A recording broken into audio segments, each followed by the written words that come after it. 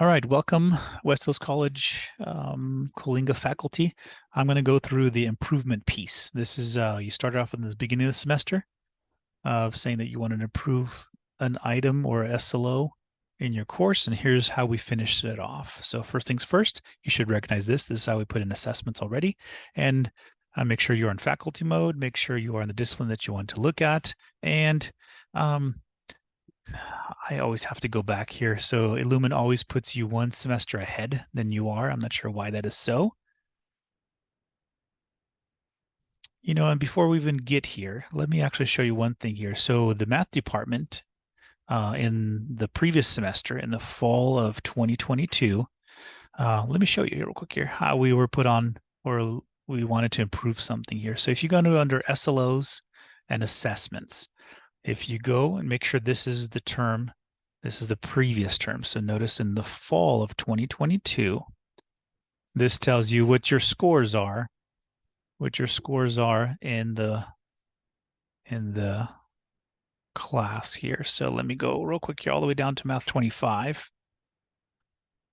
So here's why we wanted to improve some scores here. So in the fall of 2022, the previous semester, we were good with SLO number 1, number 2, except we were just a little bit under for SLO number 3.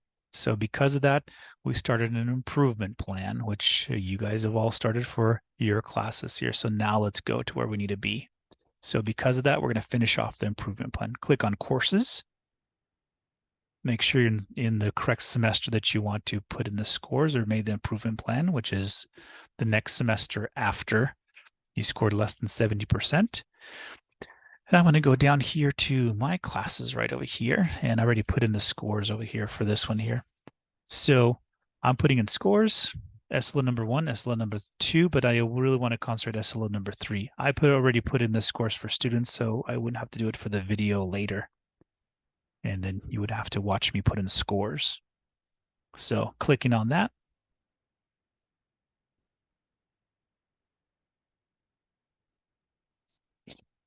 All right, and here are the scores for my students. The NA means the student was not there to take the assessment. The 5 means an A, B, C, D, and F on the assignment. And so I went in, I quickly put in the scores. I just want to show you just a little something here though. If you were to click that same box, notice it actually just becomes unhighlighted. If you click that box, if you click on the second box, it changes the highlight. Just for you guys to know, you can unclick and click that box. That's the same. It works the same way here. But anyways, an A on the assignment, a B on the assignment, a C, a D, an F, or the student was not there to take the assignment. And then what we do is, if you look all the way down here, we got to figure out if we finished off our assessment plan. So here it is. Here's my A, my B, my C. That means these students passed the assignment. My D and F students did not. And then my NA, I'm not even count those. So if you want to see, if you're the only one teaching this section and you want to see your score right away, what you want to do is you just want to tabulate these scores over here versus just the top 3 scores. And so if you need a calculator, if it gets a little bit too messy here, you can just use a calculator here. I got a whole bunch of stuff on my calculator here. Hold on. So I got myself 4 plus 4 plus 2, that's 10 students. So I would add all that up and got 10 students total. The first 3 columns is 8. That's pretty easy. I think I can do that already. 8 divided by 10, which means I got 80% success rate in my class. That's perfect. Okay, so if you are the only one teaching this class and there's no other people teaching this class, I would just stop there. And for the tabulation piece, I do want to show you, how about if there's 2 or more people, like Math 25, there's at least 5 sections of Math 25. So what I'm going to do here, I'm going to just save this little guy here. And I want to see how in grand total, because this is not about me, it's the grand total of all the classes here. So if I go to courses, I want to see what did we get as far as this semester, because I put in my scores, assume my colleagues have put in their scores as well. I want to go to the SLOs and assessments. I noticed last time we went to fall 2022. This time I want to see us going to spring of 2023, which is this semester. I want to see our percentage now. So make sure this is on spring 2023, the term that you want to see. And let's scroll down to Math 25. And here we go. Oh, awesome. Look at this. So the success rate was 80 for SLO number 1. We didn't care that much about it. We're just doing it for data purposes later on. That's cool. So that's still passed. But here it is. Remember that 66.7? Now that turned into a 91.8. A lot different now. So yes, perfect. That was actually the highest SLO now that we worked out the kinks in our 2 different textbooks. Perfect. Okay, so what I'm going to do now is I'm going to go back and I'm going to now finish off my assessment piece. I'm going to click on courses, make sure it's spring 2023.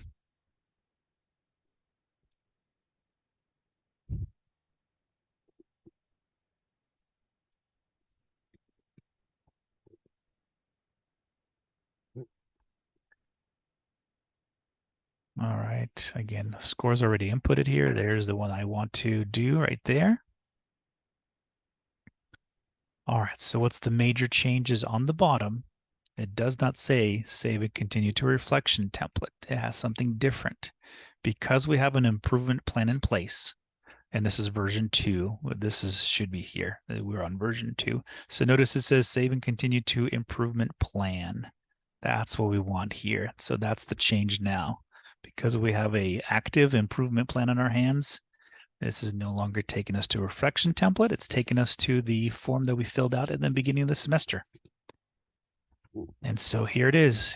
That's exactly what we filled out in the beginning of the semester here. So what pedagogical curriculum, student support, faculty support, procedural change, or assessment tool that you implemented improving? Well, again, right here, we met as a math department.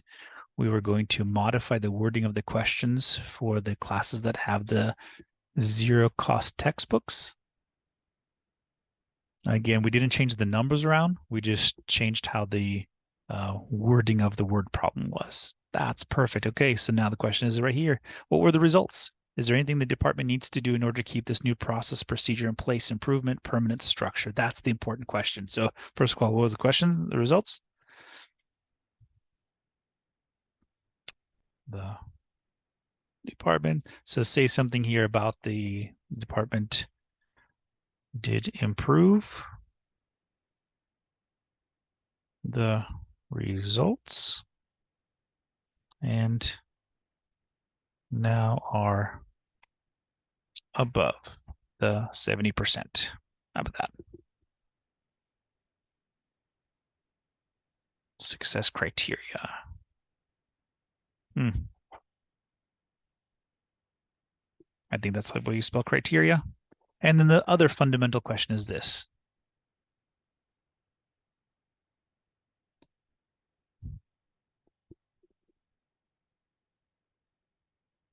What is the department going to keep in place in order for this to not, it would be a permanent structure of the course. So we'll have a CSLO assessment shell for both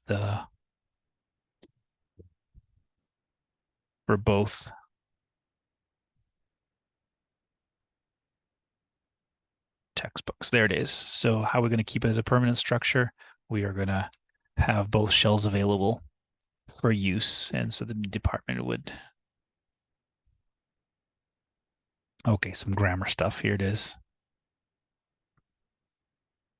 Nope, we are, or actually, no, it probably will be better just to say we will have.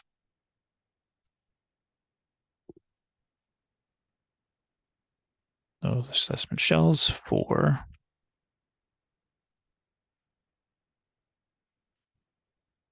there it is. Okay. Sorry, I have to put up with my grammar here just for a second here.